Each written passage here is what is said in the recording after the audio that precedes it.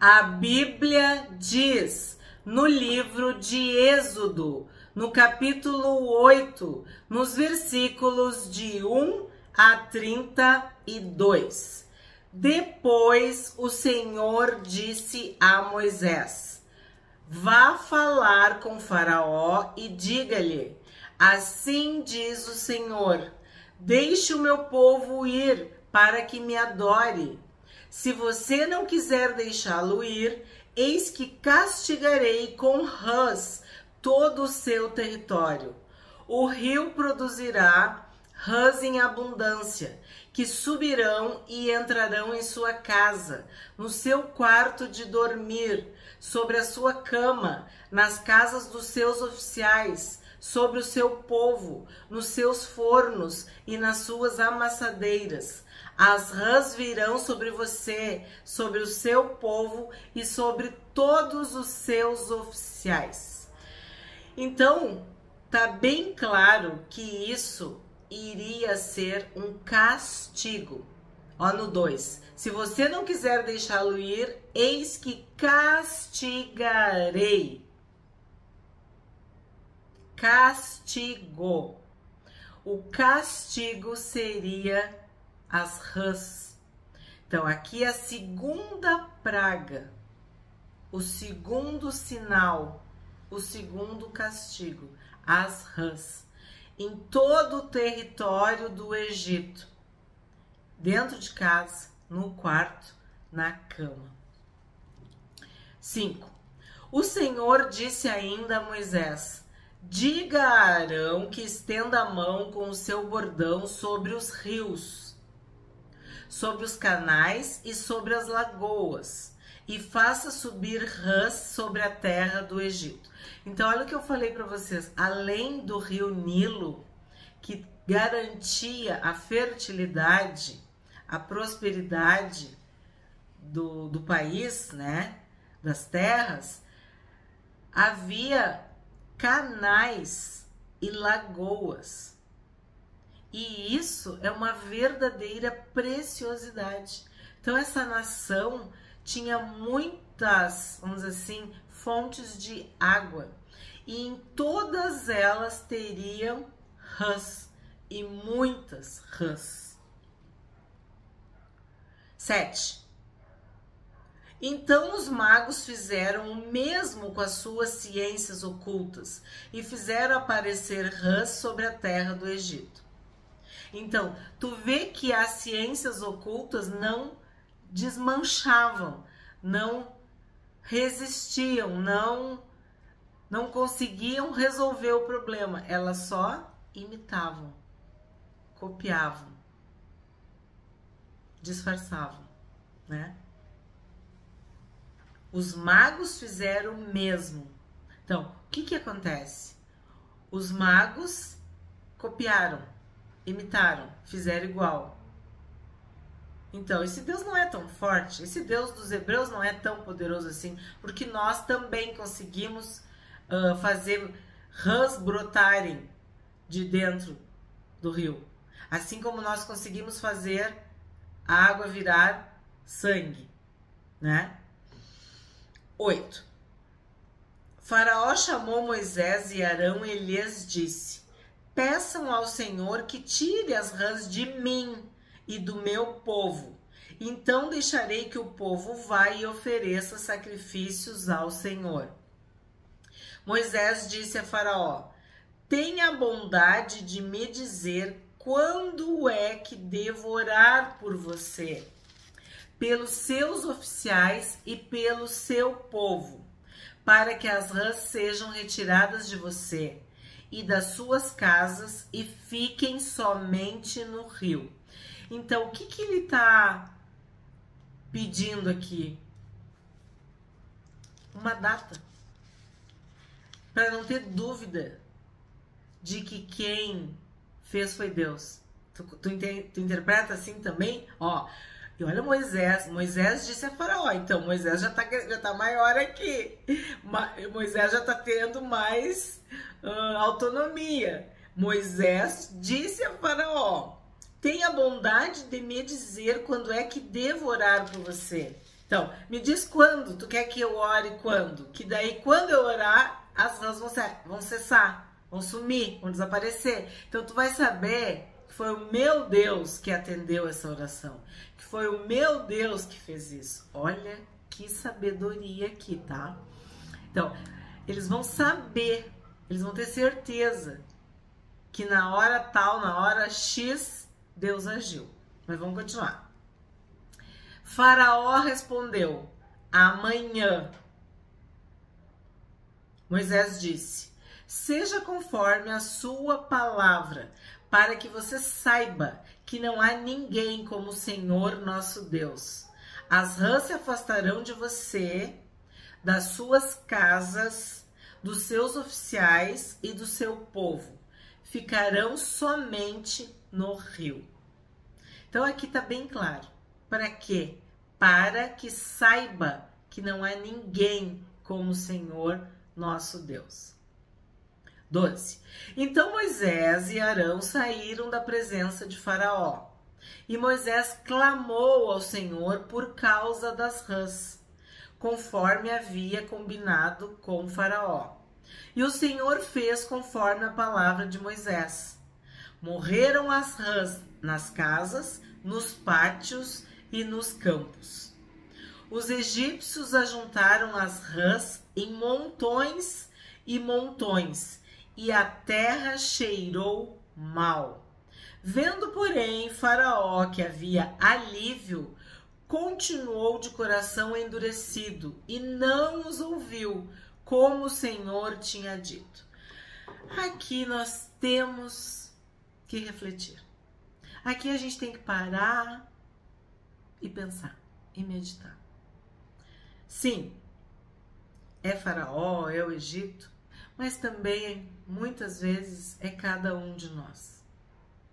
Que quando nós estamos em dor, em sofrimento, em aperto, em dificuldade, com desafio, nós corremos para Deus. Nós achamos o caminho rapidinho. Nós vamos para a presença de Deus, nós nos humilhamos, nós choramos, nós clamamos, nós pedimos, nós adoramos, nós lemos a Bíblia, nós jejuamos, enfim, nós buscamos a face de Deus, nós pedimos as bênçãos do Altíssimo. E depois que vem o alívio, depois que vem a bênção, depois que a gente está suprido, protegido, abençoado, a gente começa a achar tão bom aquele conforto, tão bom aquele bem-estar, que a gente até se esquece de Deus. Ou a gente ora rapidinho, a gente ora de qualquer jeito, a gente lê a Bíblia sem nem prestar atenção, ou nem lê. A gente não busca com a mesma intensidade, com a mesma força, com a mesma sinceridade de coração. Isso é uma lição para nós. Nós não devemos usar o nosso Deus. Nós devemos amar o nosso Deus. E quando nós amamos, nós queremos estar perto, próximo, junto. Nós sentimos saudade. Nós queremos andar com quem a gente ama. Nós queremos ouvir quem a gente ama. Então, isso é uma lição para nós. Muitas vezes a gente pede para Deus como se Ele fosse um objeto que vai resolver as nossas questões. Um caixa eletrônico que, se tu colocar a senha certa, vai vir dinheiro, né? Um carro que, se tu ligar, vai te levar onde tu quer, entende? Tratando Deus como um objeto, usando. E aqui a gente está vendo um rei, né, de um país pagão, que quando vê a dificuldade, ele diz: não, tudo bem, eu concordo, eu vou deixar vocês ir. Aí quando tudo se resolve, o coração dele endurece, o orgulho, a soberba, volta, ou nunca o abandonou, né? E ele se esquece, porque ele está usufruindo do alívio, da cura, da provisão, da abundância, da fartura, da saúde, da beleza, da família. Tá tudo bem. Então, para que Deus? O que eu tenho que ficar com Deus se tá tudo bem? Então a gente deve pensar. Vendo, porém, Faraó que havia alívio, continuou de coração endurecido e não os ouviu como o Senhor tinha dito. Então, quando a gente se arrepende do fundo do coração, é para sempre, é de verdade. Agora, quando é algo superficial, basta a tempestade passar que a gente esquece. 16. O Senhor disse a Moisés: diga a Arão que estenda o seu bordão e bata no pó da terra para que se transforme em piolhos por toda a terra do Egito. Eles assim fizeram. Arão estendeu a mão com o seu bordão e bateu no pó da terra, e houve muitos piolhos nas pessoas e no gado. Todo o pó da terra se transformou em piolhos por toda a terra do Egito. E os magos fizeram o mesmo com as suas ciências ocultas, para produzirem piolhos, mas não conseguiram. E havia piolhos nas pessoas e no gado. Então os magos disseram a Faraó: isto é o dedo de Deus. Porém o coração de Faraó se endureceu e não os ouviu, como o Senhor tinha dito. Então aqui vem a terceira praga, o terceiro sinal: piolhos. E são piolhos nas pessoas e no gado. E os magos fizeram o mesmo com as suas ciências ocultas para produzirem piolhos, mas não conseguiram. E havia piolhos nas pessoas e no gado. Então eles não puderam. Então aqui é como se fosse a primeira derrota. Vamos dizer que na primeira praga eles empataram. Na segunda praga eles empataram. Na terceira praga eles já começaram a perder.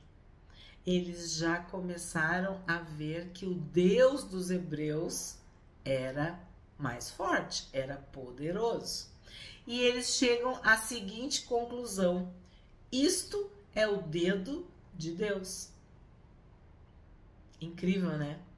Depois do sangue, né, das águas que viraram sangue, vieram as rãs e os piolhos. Então, as pragas estão se intensificando. 20. O Senhor disse a Moisés: levante-se de manhã cedo e apresente-se a Faraó. Eis que ele sairá às águas. Diga-lhe assim: diga-lhe, assim diz o Senhor: deixe o meu povo ir para que me adore. Se você não deixar o meu povo ir, eis que eu enviarei enxames de moscas sobre você, sobre os seus oficiais, sobre o seu povo e nas suas casas. As casas dos egípcios se encherão destes enxames, e também a terra em que eles estiverem. Então eu vou parar aqui um pouquinho, porque o que acontece? Olha como está sendo dito. Eu enviarei enxames de moscas sobre você, sobre os seus oficiais, sobre o seu povo e nas suas casas. Tá bem claro onde haveria a praga das moscas. Então, a quarta praga são as moscas. As moscas sobre Faraó, sobre os oficiais de Faraó, sobre o povo egípcio e dentro das casas. Quer dizer, nem fechando a casa. eles não iam ficar livres. Porque, por exemplo, nós, se a gente fecha a casa, se a gente coloca uma tela, se tu coloca um inseticida dentro da tua casa, não vai entrar, vamos dizer, né? Usando uma lógica. Mas aqui não é uma questão natural, lógica, não. É o poder de Deus, é o dedo de Deus, é a mão de Deus, é o sobrenatural de Deus. São prodígios, maravilhas, milagres, sinais. Lembra que eu falei para vocês os efeitos especiais da parte de Deus? Pois bem, então, guarda bem isso, ó. Onde que as moscas iriam, tá? Sobre Faraó, sobre os oficiais de Faraó, sobre o povo egípcio e dentro das casas, tá? Ó, as casas dos egípcios se encherão desses enxames e também a terra em que eles estiverem. Aí vem o 22. Naquele dia, separarei a terra de Gósen, onde mora o meu povo, para que nela não haja enxames de moscas. E você saiba que eu sou o Senhor no meio desta terra. Farei distinção entre o meu povo e o seu povo. Amanhã se dará esse sinal. Então, sabemos que José, com sabedoria, escolheu, reservou a terra de Gósen para Jacó e seus filhos, né, para os irmãos de José. E nesta terra, o povo de Israel se estabeleceu, foi abençoado, se tornou fecundo e multiplicou. Então, a partir deste versículo aqui, 22 do capítulo 8, tá bem claro que Deus separou o filé mignon, que foi como eu disse naquela ocasião quando nós estávamos estudando em Gênesis, para o povo de Israel. E aqui ele está separando. Dentre toda a terra do Egito, o único lugar onde não teria moscas era na terra de Gósen. E lembra que Gósen era um montinho entalhado, separado, escolhido, né? Reservado, especial, a melhor parte da terra. Pois bem, na melhor parte da terra, na terra reservada, selecionada, guardada, não ia ter mosca. Ó, onde mora o meu povo, nela não vai ter enxame de moscas. E para que Deus está fazendo isso? Para deixar bem claro que o meu povo vai ser protegido, o meu povo vai ser guardado, para que tu saiba que é o Deus dos hebreus que está fazendo isso. E nessa quarta praga, é assim, ó, um selo da presença de Deus, da identidade de Deus, de quem é Deus. Porque ele diz, é o meu povo. Então, Deus vai estar presente com o seu povo, vai estar junto do seu povo e lá não vai ter mosca. Olha, olha. O anjo do Senhor acampa ao seu redor dos que o temem e os guarda e os livra. Então aqui o Senhor está dizendo, ó, aqui não vai ter mosca. Na terra de Gósen não vai ter mosca. Deus vai proteger. O Deus dos hebreus vai proteger, vai guardar, vai impedir que as moscas cheguem na terra de Gósen. 24. Assim fez o Senhor, e vieram grandes enxames de moscas à casa de Faraó, às casas dos seus oficiais e sobre toda a terra do Egito. E a terra ficou arruinada com esses enxames. Faraó chamou Moisés e Arão. Então, quando a terra ficou arruinada, quando deu ruim, né? Quando aconteceu, vamos dizer, o inesperado, aí ele mandou chamar Moisés e Arão. Quando eles ficaram sabendo que tinha mosca em tudo que era canto, menos na terra de Gósen, menos entre os hebreus. A terra estava arruinada. Só de a gente pensar já é difícil, né? Imagina tu viver. tu passar por isso. Então, Faraó chamou Moisés e Arão e disse: vão e ofereçam sacrifícios ao seu Deus, mas sem sair desta terra. Então, ele já está colocando algumas armas no chão, né? Algumas pedras ele está largando, porque nós já estamos na 4ª praga. Moisés respondeu: não convém que façamos assim.